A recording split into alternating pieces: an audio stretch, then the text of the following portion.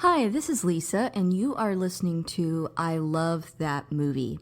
This podcast is for movie lovers. It's not an unbiased opinion, it's not a straightforward review, it's just a couple people talking about a movie that they love. The format is each week I have a guest, and that guest and I discuss a movie that they love, something they're obsessed with, something they connect with. We'll talk about the plot, the director, and the actors, but we'll also talk about the personal connection my guest has with that movie. So if that sounds like something you want to listen to, keep listening.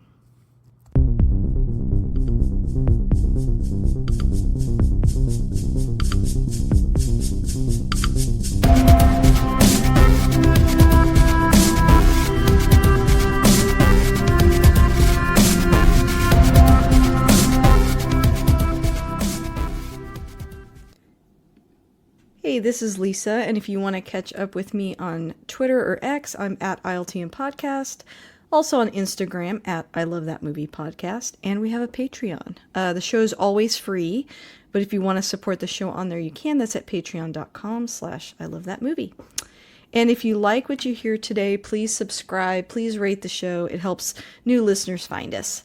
And I've got a returning voice on the podcast. Say hello to Cori. Say hi, Cori. Hello, hello, hello. Hello. So, just to give, I don't always give a little bit of background, but I feel like it's important here. Cori has been on the show a few times and is also a cosplayer along with his partner. And we have actually met at conventions a couple of times, most recently at DragonCon. No, such a good time. I'm so glad. I'm so glad we got to meet up there. It was such a good time. I know. I'm so glad. I loved y'all's pictures and videos. Sorry, I'm an old lady and I fell asleep every day, but really glad that y'all had No, fun. it was so good. Yeah, I loved the pictures from the dances and stuff. But while we were there, Corey said, "Hey, it's very hard to meet up at these giant conventions. I mean, if you've ever been to Comic Con or something like that, like New York Comic Con or San Diego, it's a little bit like that where there's just tons of people. It's hard to, by the time you get somewhere, someone's somewhere else now. Just so many people. So we didn't get to meet up as much as we'd hoped. And when I told Corey, like, sorry, I didn't get to meet up as much as we had hoped, you graciously were like, oh, that's okay. But you know what we should do is record an episode. And I'm really glad you suggested that. So here we are, just a couple months later, sitting down to talk about the movie that you want to discuss. Well, I've already kind of introed you a little bit, Corey, but if you want to introduce yourself a little bit, go ahead. Well, hello. My name is Corey, aka C2 Cosplay. I'm a cosplayer, as Lisa said, and you can find me on Instagram and Facebook at C2 Cosplay. I love all things pop culture, movies, music, TV, books, everything. So I'm so happy to be returning to this podcast and just able to geek out over a movie again. It's been too long since I've been here, and I'm so happy to be here. Yay! Yeah, so good to have you back. And for anyone that's just now listening in, and this is like your first episode, my guest is the one that always picks the movie. So the only guidance I gave is because we're getting so close to Halloween, I said I think it'd be great to pick a scary movie. So what movie did you choose to talk about today, Corey? I chose a very, very good classic movie that I don't think either you or I were actually born when it came out, but I Nope. chose the original. I chose the original Halloween, 1978. That's wonderful. It's definitely not the first time we've talked about John Carpenter on this podcast. We've touched on a couple of his movies, including The Thing, and I know there was another one. It's kind of escaping my memory. W- Let Was me it The think Fly? about it. Maybe, maybe not. No, I feel like we've talked about one other one, but I'm gonna have to. Oh, you know what? It was Big Trouble in Little China. I remember that one, Yeah. but yeah. So we're no stranger to John Carpenter here, but this is a classic, and we were both, I was surprised no one had picked it yet. I had to do a double take. I was telling Corey before this, but very excited to talk about this movie. I just rewatched it today. You can find it on most streaming services where you rent. I didn't see it streaming for free anywhere, to be honest. So, or with a paid subscription, but I did rent it on iTunes, so you can get it that way. It's about an hour and a half, 1978, as Corey said. I'm going to read a quick synopsis of this movie, and then we'll kind of dive into the details. So, on a cold night in 1963, 6-year-old Michael Myers brutally murdered his 17-year-old sister Judith. He was sentenced and locked away for 15 years, but on October 30th, 1978, while being transferred for a court date, 21-year-old Michael Myers steals a car and escapes Smith's Grove. He returns to his quiet hometown of Haddonfield, Illinois, where he looks for his next victims. Chilling. A Bro, great like, whoa, synopsis. right? As you mentioned, Corey, neither one of us was born in 1978, but when did you first see this movie? Oh my God. I don't want to lie to you, but I believe when Blockbuster was a thing, that shows how old we are, by the way. Um, For sure.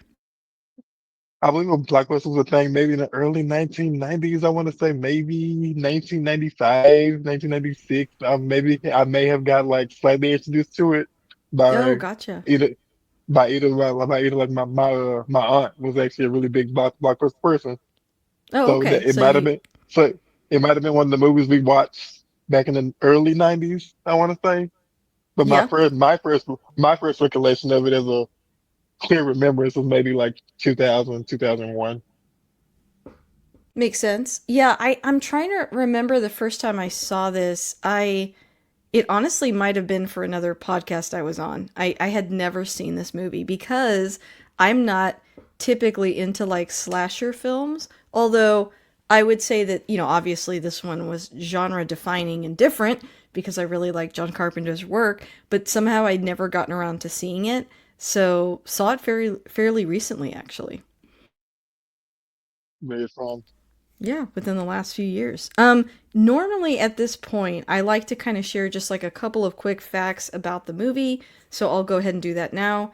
John Carpenter considered the hiring of Jamie Lee Curtis as the ultimate tribute to Sir Alfred Hitchcock, who had given her mother, Janet Leigh, a legendary status in Psycho.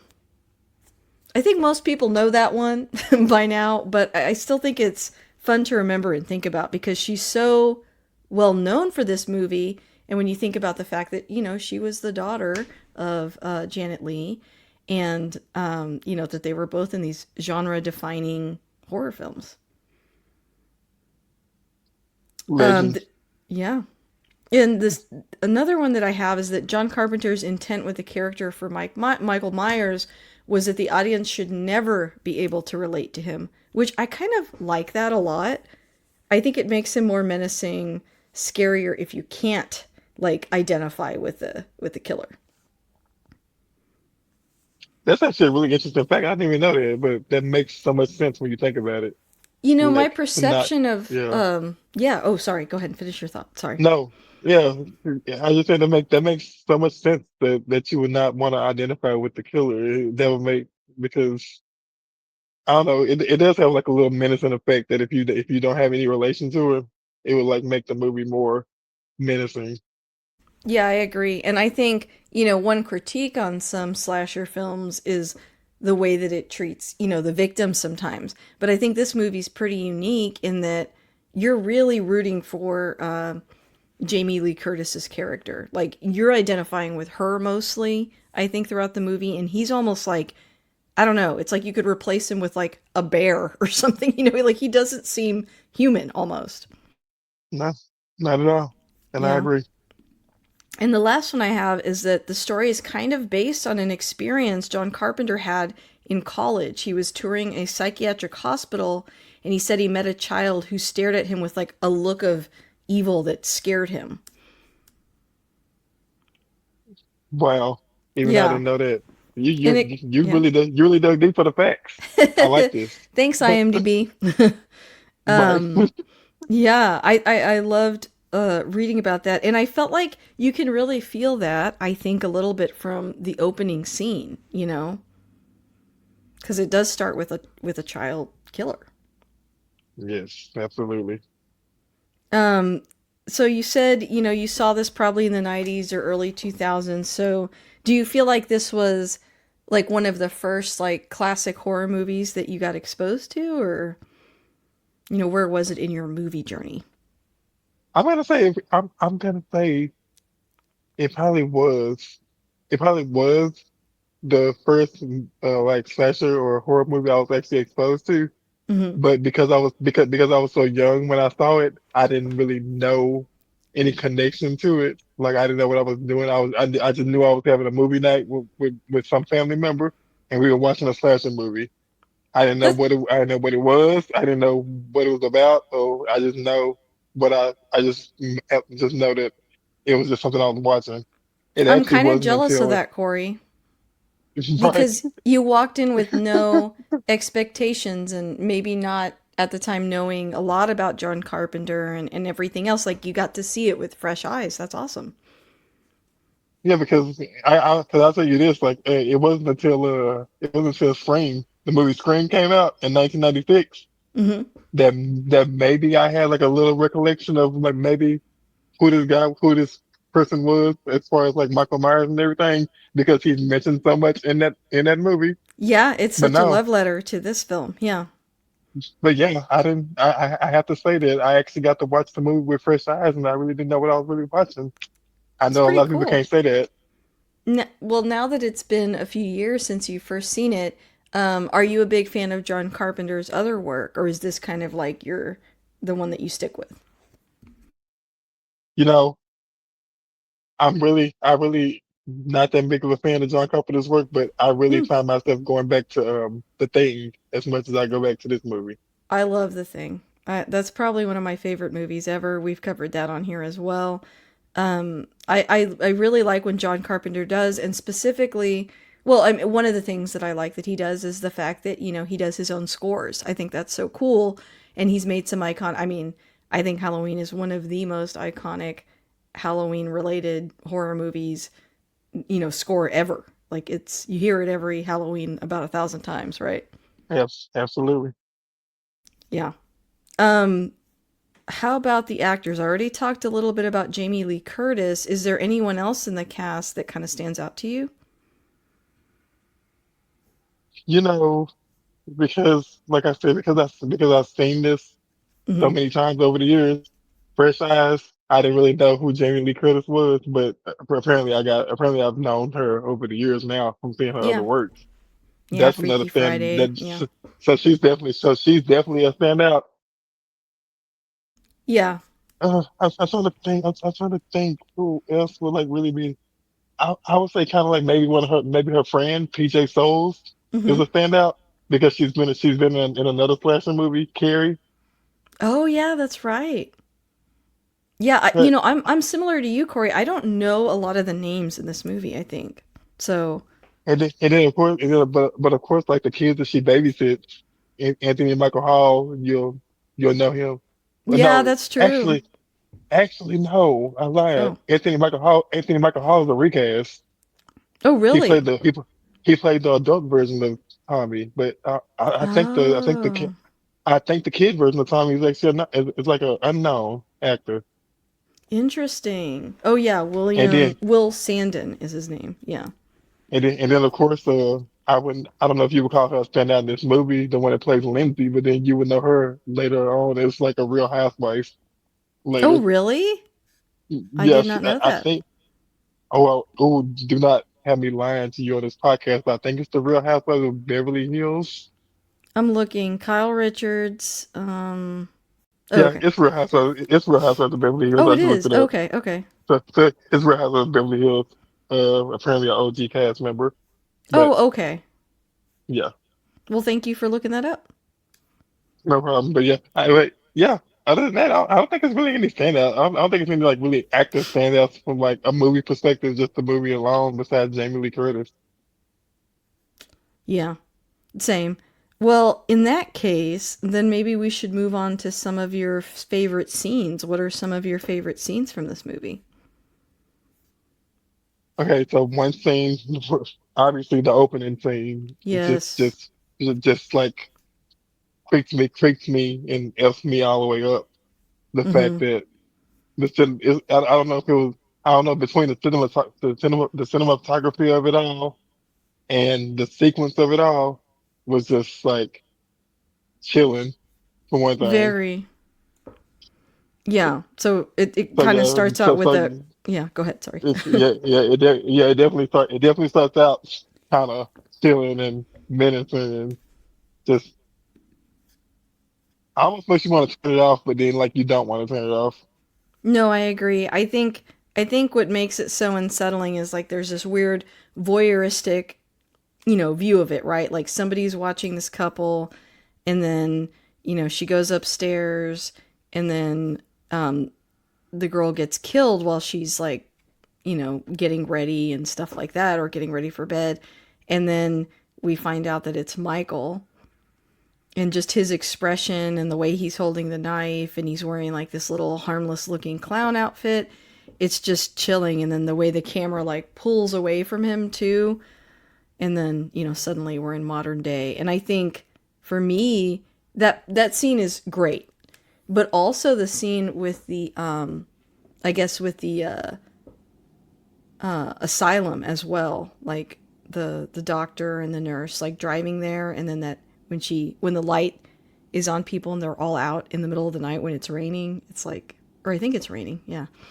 Yeah, yeah, It's that is really unsettling, like an unsettling sight.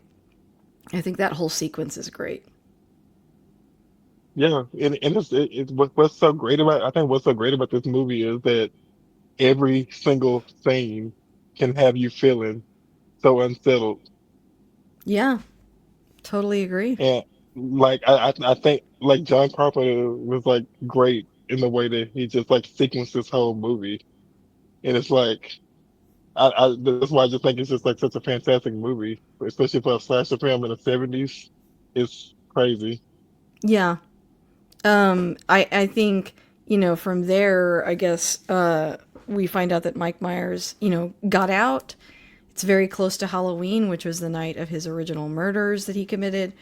And so now the doctor is on this mission. He's going to go back to his hometown. He's going to wreak havoc again. And kind of throughout the movie, no one's really listening to him. No one's really taking his advice. And I think the movie also, I don't know, I don't know if you felt this way, but there were times it kind of made you doubt other characters in the movie, like the doctor, I feel like the sheriff at some point. Like, I don't know, there's something, not that they were trying to convince you that someone else was the killer, but it did make you kind of, I don't know, unsettled. At times I wondered if there was going to be involvement from them, but I think that's all to kind of throw you off a little bit. I mean, yes, I think it's a little bit of just throw you off, whatever, right? And I won't lie, I did question a few characters in the movie, but I Yeah. think it's, I think it's time. I think it's like we know the Halloween franchise has gone on. I think, I think that was like the point of like this whole franchise for us to actually Yes. question other characters because everybody was just like so like in into themselves and like not not in the right minds, in my opinion. Yeah, it's probably on purpose so that there's a little bit of distance as an audience member when some of these people get killed, but it's Yes. like her friends, the two girls, you have a hard time like liking them. They seem kind of Oh, awful. They're kind of bully definitely, her. definitely. Yeah. And they're like, "Oh, you're lame because you're intelligent." And she's like, "That's why guys, don't like me." And it's of course like in many horror movies, the person that is not out there being a typical teenager is usually the one that survives, and that's definitely the case for her. But I feel like they make the friends kind of unlikable and their boyfriends unlikable so that you don't feel quite as bad for them later on. Yeah, I think that's pretty much the perfect I want to say the same. I want to say the theme like one of the scenes where she first starts like noticing Michael throughout the movie, and they basically are dismissing her concerns the whole time. I think that was like done to make it seem like when they are killed later on, like nobody's gonna feel sorry for them. Yeah, and I think they plant that seed too of like they're kind of dumb, and so it's kind of believable that they don't suspect things that are obvious, like when her friend, her car door's locked, she goes inside, comes back out, it's unlocked, and she doesn't even notice. Exactly. And other moments like that, things that other people wouldn't do, or definitely that Jamie Lee Curtis wouldn't do. And she's very observant. Like, she notices that car driving around a lot that her friend yells at, that, it's chilling when the car stops. You're like, well, that's going to have consequences later somehow, like, you kind of know. And then, like, noticing Mike Myers, and but kind of discounting herself a little bit because nobody else seems to take her seriously. But it's her Nicely. vigilance that I think is kind of what saves her in the end. I totally agree with that. Yeah. What other scenes did you like? I would say the most iconic scene for me, I don't know if you will agree, but I think the most iconic scene for me is like the whole walking home from school sidewalk scene where Yes. where you don't where at one point they pass the bush, you don't see him, and then all of a sudden you see him. Mm-hmm. I don't know. I don't know. That scene is like so like simple, but for many, many years watching that scene, it just gave me the chills. Just the moment you see him behind that bush, Yeah. and then you don't see it, and then you don't see him. Well, I think it's I think that, relatable, right? Like, we've all been yeah, in a moment where we have a thought like that. Like, is that car following me? Is that person following me? Is there a person over there? I think we've all had those thoughts.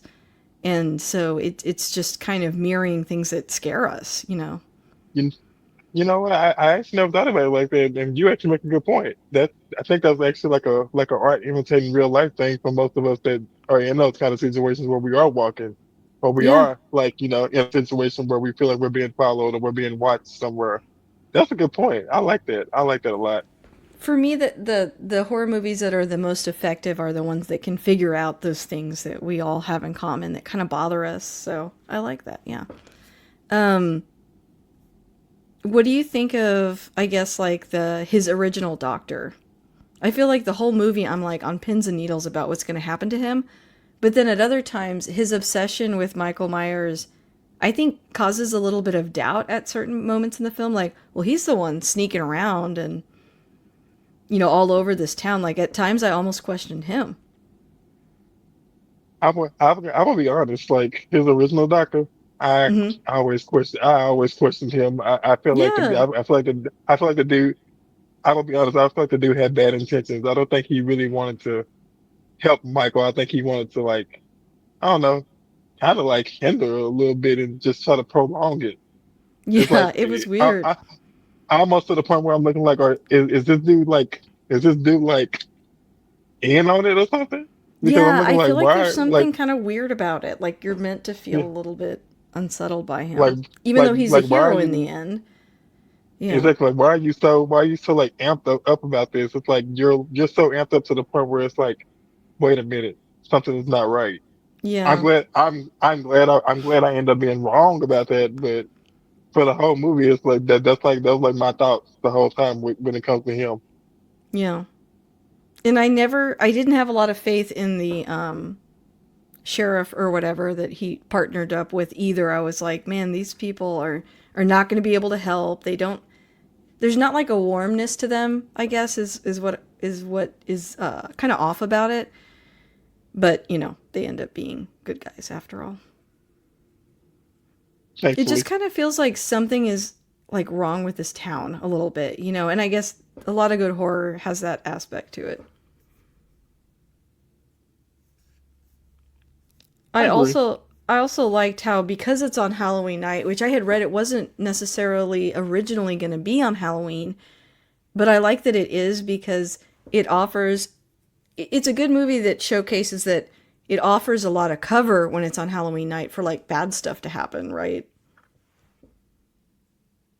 Yes, I agree with that. I actually think I read somewhere that it wasn't actually even supposed to be set on Halloween night at all, Yeah. which which is like crazy to me. I'm looking like because thinking about that, the whole plot probably could have been different if it was just on a random night, It would just have with to like be change. cuz people would Yeah, have picked up on stuff.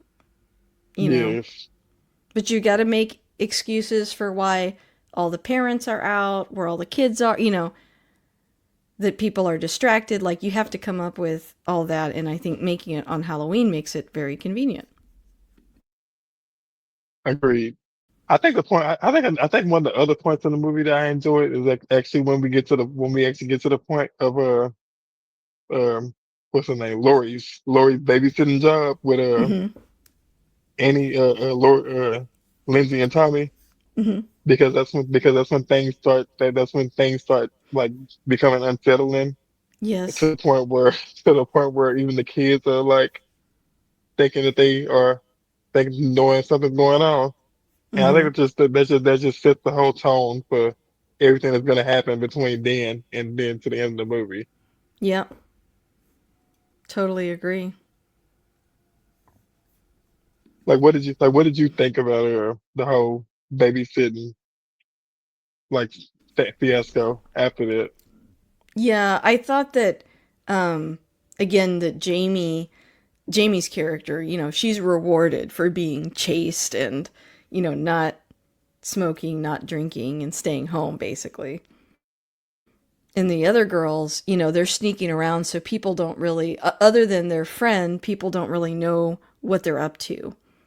And they're drunk. And so I think there's some fear around that too, like not being in the right frame of mind so that they can't pick up on things that maybe they would have picked up on had they not been intoxicated. And that's kind of unsettling as well. But at least the kids, she ends up with the two kids and then they decide to go have that night. But yeah, she doesn't go with them. So if she had, something would have happened to her as well. And I I, also think it was kind mhm. of I also think it was kind of unsettling how her friend Annie was more focused on getting to her boyfriend and actually listening to what Lori had to say and like trying to help Lori through it. But Yeah. again, you said like you said in the beginning, like those two weren't the greatest of friends to her the whole time, so it's not really a surprise. And that's kind of how school is, I feel like. You're friends with the people at your school in your grade. It's not like you came together because you have something in common. So I feel like, an adult friendship, maybe they wouldn't be friends, but because they all go to the same school, they are. But yeah, she was definitely focused on herself. And again, I think setting up to not feel quite as bad for her. Um, It's the same with the other friend too, Linda. I mhm. think her name was Linda. I said the same with her. She was more focused on bringing the boy back to the house to have sex with him. So Yep. can you really feel sorry when she gets killed as well? Not really. Yeah, because they seem kind of annoying. um, yeah. That's basically that's the best way we can put it. Yes. Did you also feel like, I mean, I know it's like the era and how like kids were dressed and looked, but I almost felt like that little boy, Jamie Lee's brother, kind of looks like Mike Myers when he was a kid. I mean, I have You to feel know, like that was intentional. I think that was I thought the same thing, and I'm looking like I was thinking, I think that was like literally done on purpose. Yeah. And I feel like she has like a connection with her brother, um, that kind of mirrors a little bit, Mike Myers and his sister, except that there's a lot of love between them. And yeah, it's almost like his sister getting revenge in a way. I mean, it's a woman that he goes after that he doesn't have a great outcome from. When Now, you correct me first. if I'm wrong. Oh, go ahead. Now, correct me if I'm wrong though. Did we find out in this movie that they are actually related at all? I don't think so. Okay, I just want to make sure my mind wasn't going like crazy. 'Cause I'm like, did we find out that they are related in this movie? Because I don't think we do. I don't think we do.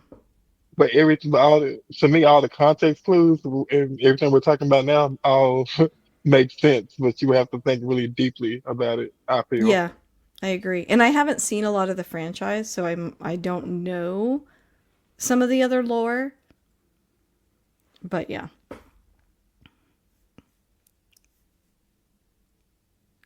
What are some other scenes that you liked?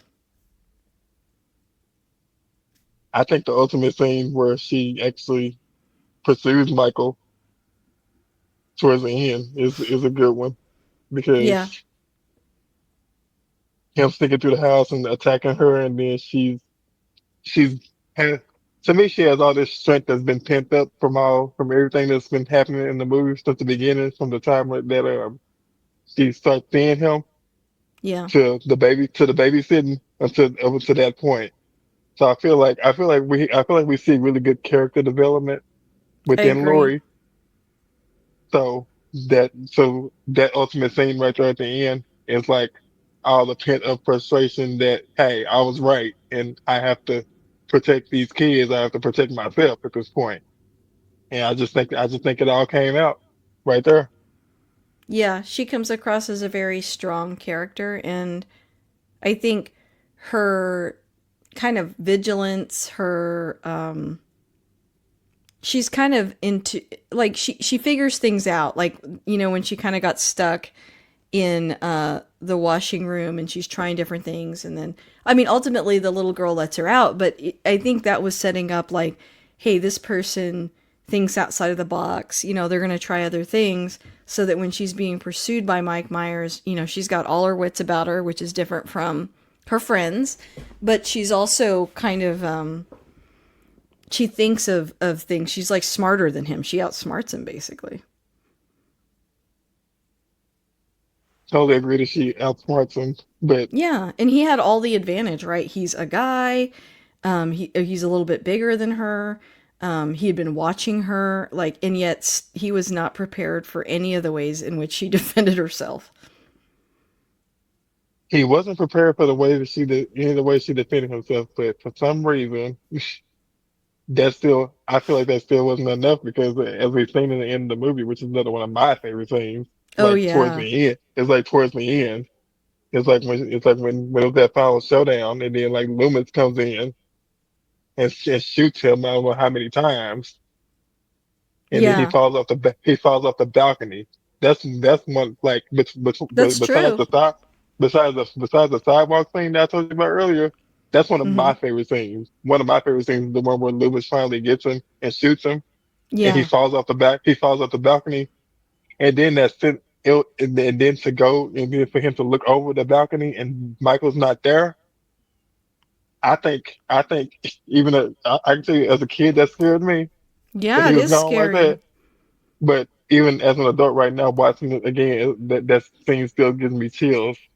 Well, I feel like it's starting to set up this idea that he might not be human, because, I like, that there's totally something agree. supernatural about it, because I mean he sustains so many injuries from her, and then from Loomis, it's like nobody could survive that.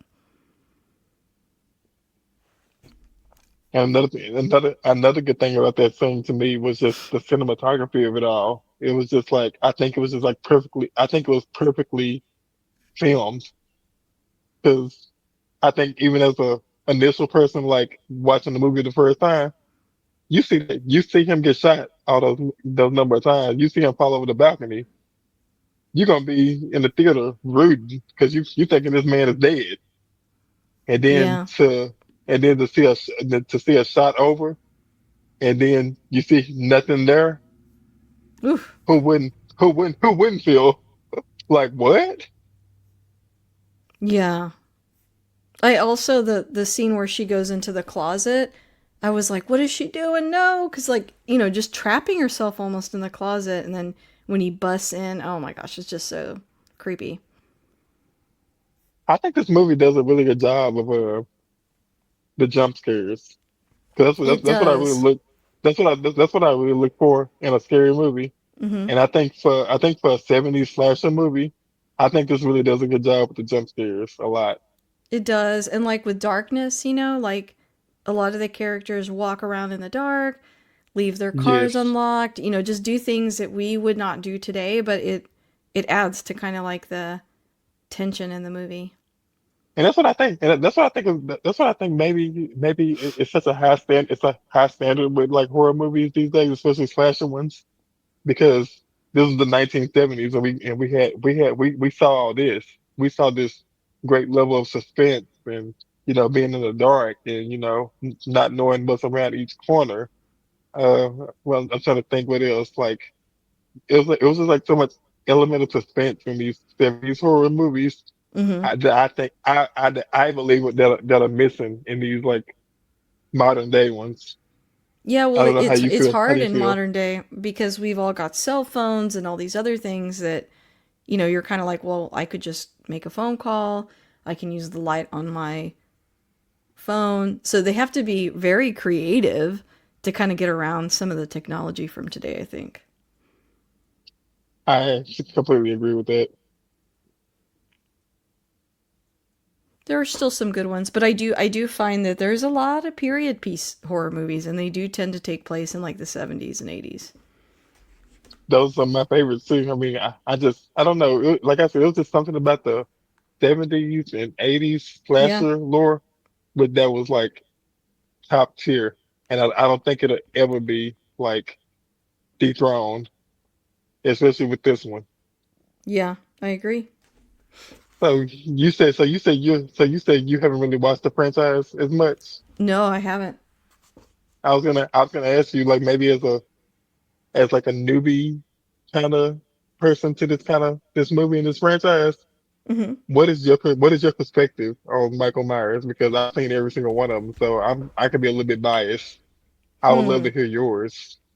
Um, I think I think it's like he started out as a person, but I feel like they set up that there's something else going on. In my perception of the rest of the franchises, they solidify that. Is that correct? I would say that too. My perspective of it, to be honest, is I think he was just a deranged, troubled kid that Yeah. needed help. Yeah. And I think he just I really believe he just wanted to come back home because every single time something happened, Uh, it happened in his hometown, close to his house. mm, I think he was just like a troubled kid and that didn't have a good solid foundation as a mm-hmm, family.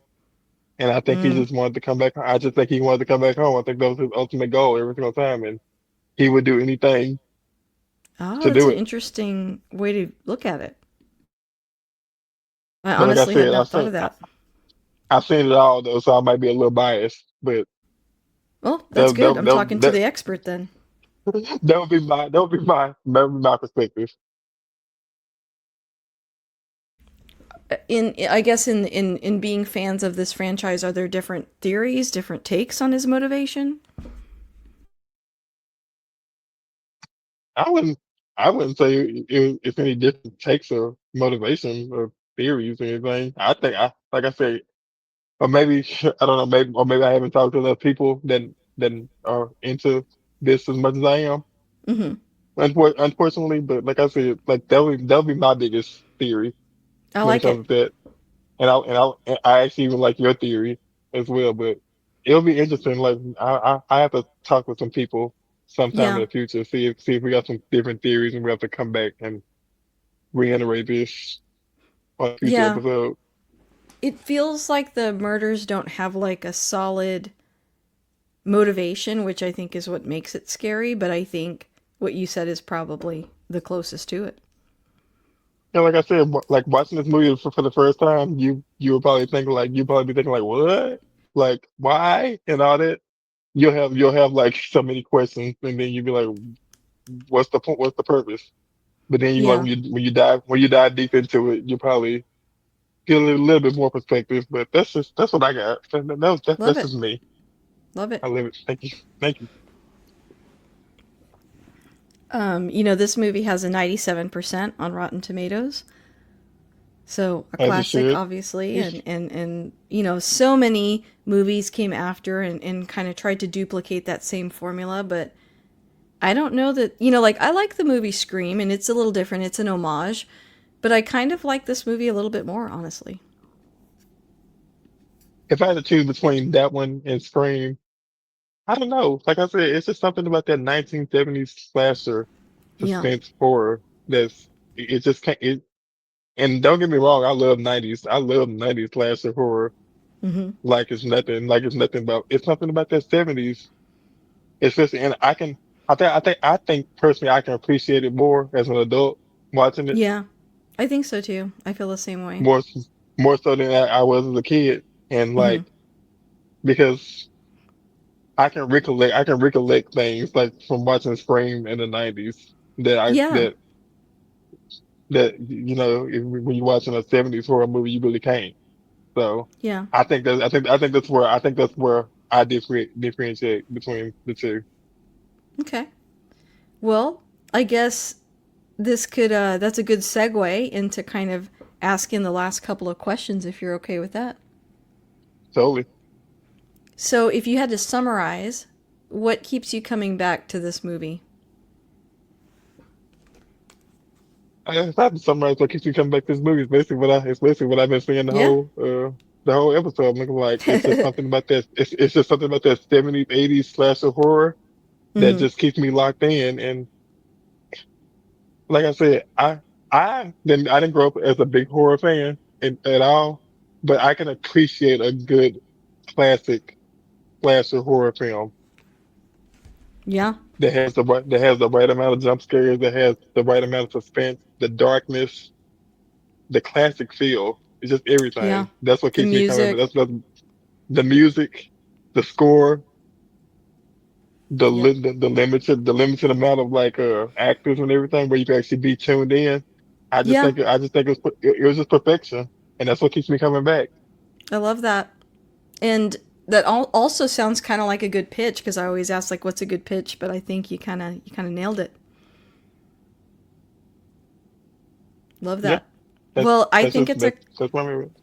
yeah, it's a classic for a reason. And I think the way that you described it, the way we've been talking about it over the last 40 minutes or so, um, it's a great one to watch on Halloween. So go check it out if you haven't already. But Corey, thank you so much for coming back on. Really appreciate you for coming on, and hope to have you back soon. Yeah, thank you so much for having me. Hope to be back soon. This was fun.